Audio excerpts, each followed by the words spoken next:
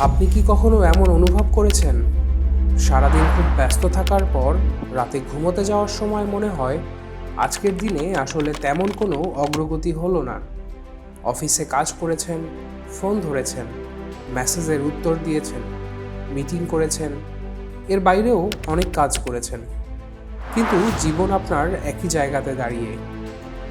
এটা খুব সাধারণ একটা সমস্যা, আর সত্যি বলতে এটা অলস মানুষের সমস্যা না, এটা পরিশ্রমী মানুষের সমস্যা। কারণ সমস্যা কাজের পরিমাণে না, সমস্যা হলো আপনি কোন কাজটি করছেন। আর এখানেই আসে 80-20 রুল।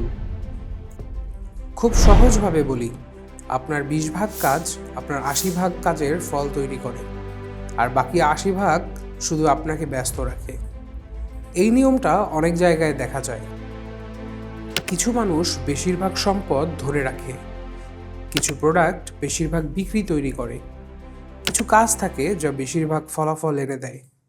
এটা কাকতালীয় না, এটা একটা প্যাটার্ন, আর এই প্যাটার্ন আপনার জীবনেও আছে। ধরুন আপনি দিনে 8 ঘন্টা অফিসে থাকেন। সত্যি করে ভাবুন তো, এই 8 ঘন্টার সব কাজ কি সমান গুরুত্বপূর্ণ?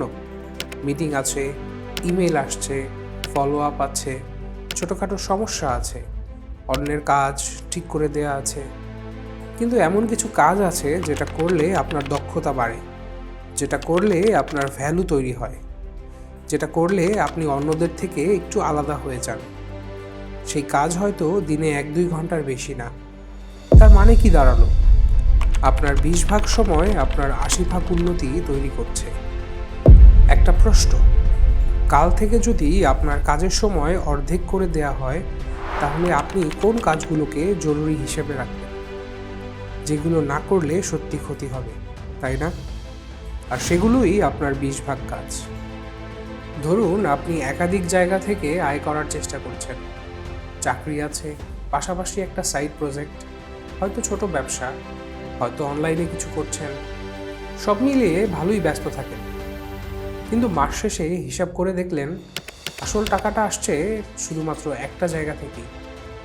তবুও আপনি বাকি কাজগুলোতেও সমান সময় দিচ্ছেন। কিন্তু কেন? কারণ ভেতরে ভেতরে মনে হয় সব কিছু একসাথে করলে হয়তো দ্রুত একটা অবস্থা সম্পন্ন জায়গায় পৌঁছে যাবেন। কিন্তু বাস্তবে কি হয়? আপনার শক্তি ও সামর্থ্য ভাগ হয়ে যাচ্ছে, মনোযোগ ছড়িয়ে যায়, কোনো কাজেই গভীরভাবে চিন্তা করা যায় না। সহজ কথা হলো, ফোকাস ছাড়া আসলে গ্রোথ হয় না। যে জায়গা আপনাকে সবচেয়ে বেশি ফল দিচ্ছে, সেই জায়গায় যদি আপনি সময় না বাড়ান, তাহলে আপনি নিজেই নিজের অগ্রগতি ধীর করে দিচ্ছেন। সব কিছু করা মানেই এগোনো না, ঠিক সময়ে সঠিক জিনিসটা করাই আসল। এবার একটু ভিন্নভাবে ভাবুন। আপনার জীবনের বেশিরভাগ মানসিক চাপ আসলে কয়েকটা নির্দিষ্ট কারণ থেকে আসে। হয়তো একটা ঋণ, হয়তো একটা সম্পর্ক, হয়তো একটা ভুল সিদ্ধান্ত। কিন্তু আমরা সমস্যার মূল জায়গায় কাজ না করে চারপাশে দৌড়াই। ফলাফল, সমস্যা থেকে যায়, আমরা শুধু ক্লান্ত হই। আমরা আসলে ব্যস্ত থাকতে পছন্দ করি। ব্যস্ত থাকলে মনে হয় আমরা গুরুত্বপূর্ণ, কিন্তু ব্যস্ত থাকা মানেই অগ্রগতি না। অনেক মানুষ সারাদিন দৌড়ায়, কিন্তু ভুল দিকে। সফল মানুষ বেশি কাজ করে না, সে বেছে বেছে কাজ করে। সে জানে সব কাজ সমান না, সব সুযোগ সমান না, আর সব দায়িত্ব তার না।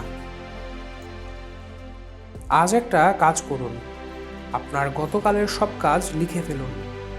তারপর 3টা কলাম বানান। 1, যেগুলো করলে আমার ভবিষ্যৎ বদলাবে। 2, যেগুলো না করলেও চলতো। আর 3, যেগুলো অন্য কাউকে দেয়া যেত। এখানেই আপনি আপনার 20 ভাগ কাজ খুঁজে পাবেন। আর একটা প্রশ্ন করুন নিজেকে, যদি দিনে মাত্র 2 ঘন্টা সময় পেতাম, আমি কোন কাজটা করতাম? সেই কাজটাই আপনার সবচেয়ে গুরুত্বপূর্ণ কাজ। আপনি মনে রাখবেন, সব সুযোগ আপনার জন্য না, সব মানুষ আপনার দরকার না, সব কাজে হ্যাঁ বলার কোনো প্রয়োজন নেই। না বলা শিখতে না পারলে আপনি কখনো 20 ভাগ ফোকাস করতে পারবেন না। জীবন খুব জটিল না, আমরা জীবনকে জটিল বানিয়ে ফেলি, কারণ আমরা ৮০% অপ্রয়োজনীয় জিনিস আঁকড়ে ধরি। আজ থেকে চেষ্টা করুন, কম কাজ করুন, কিন্তু গুরুত্বপূর্ণ কাজ করুন, কারণ ভবিষ্যৎ বদলায় পরিশ্রমের পরিমাণ দিয়ে না, পরিশ্রমের প্রভাব দিয়ে।